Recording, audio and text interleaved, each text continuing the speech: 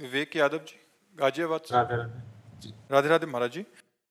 महाराज जी, परीक्षा में कुछ असफलताओं के बाद मन व्यथित रहता है। एक तरफ लगता है कि मैं कहीं अपने साथियों से पीछे छूटता जा रहा हूं, दूसरी तरफ लगता है अगर सफल नहीं हुआ तो मेरा क्या होगा। महाराज जी, ऐसे में महाराज जी मेरा मार्गदर्शन करें कि हाँ मैं बिल्कुल, कैसे। ये नई अवस्था में ये सोच तो होती है। अगर बच्चा हम एकाग्रता पूर्वक अपने पाठ को, तो हमें लगता है कि फेल कैसे हम हो गए। आपके ग्रंथ इतने बड़े बड़े नहीं, हमारे ग्रंथ इतने मोटे मोटे हैं। स्वाध्याय हर चीज का 10 साल पहले पढ़ा होगा, अगर वो बात पूछोगे तो अभी 10 मिनट में पूरी उसकी व्याख्या करके बता देंगे। अगर आप प्रयासरत हो, प्रयत्नरत हो, तो अपने विषय में असफल कैसे हो जाते हो। या तो आप ब्रह्मचर्यहीन हो रहे हो, इधर उधर प्रपंच कर रहे हो, अपनी पढ़ाई से विमुख आचरण कर रहे हो, मनोरंजन कर रहे हो। नहीं तो बच्चा, अपने चैप्टर को हमें 1 साल दिया जाता है, 1 वर्ष दिया जाता है अपने चैप्टर को कंठस्थ करने के लिए, पुष्ट करने के लिए। कितनी पढ़ाई होगी। बिल्कुल, मतलब जिस विषय में लगो उस विषय में एकदम। तो हम कह रहे हैं तुम्हारा जो चैप्टर है हम उसे कंठस्थ कर सकते हैं। तो हम इतने कमजोर क्यों हैं कि हम फेल हो जाते हैं। अगर ये हो कि भाई टीचर कोई पक्षपात करता है तो बात अलग है, नहीं तो हम फेल क्यों हो जाते हैं। कहीं ना कहीं हम गलत हैं, हम अपनी गलती को सुधारें। और असफलता मिलना सफलता का एक प्रतीक है कि हमें और जोश आना चाहिए। आप जीवन में कभी असफल नहीं होंगे।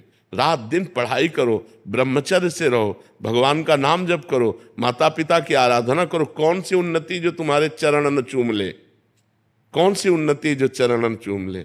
इसलिए हमें तो लगता है कि हम अपने धर्म ग्रंथों को ऐसे याद किए हैं जैसे काका गागा नहीं याद किया जाता, ऐसे याद। उठते बैठते चलते फिरते जो पद है, पूरी 84 जी, पूरा सुधानिधि जी, पूरी सेवकवाणी, पूरी स्फुटवाणी, उसे जिस विषय में लगे तो अपने विषय में लगे। जिस विषय में लगे तो एकदम लगे। तो आप फेल कैसे हो गए। अपने विषय का ज्ञान आपको क्यों नहीं है। ऐसा तो कोई चैप्टर प्रश्न दिया नहीं जाता जो क्लास का ना हो। मान लो आप 12वीं में हैं तो 12वीं के क्लास के अंतर्गत ही आपको दिया जाएगा। ऐसा नहीं है कि आपको आगे का दिया जाए।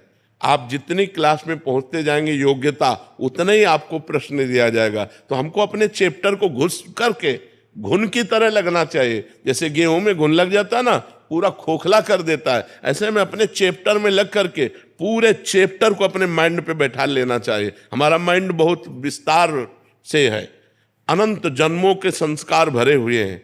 छोटी सी चिप में मन की अनंत जन्मों के, तो ये सब पूरा आपको भर लेना चाहिए। कहीं ना कहीं आप प्रमाद कर रहे हैं, कहीं ना कहीं आप त्रुटि कर रहे हैं, उसको संभालिए। नहीं तो ये निराशा ऐसी बढ़ जाएगी कि जीना मुश्किल हो जाएगा।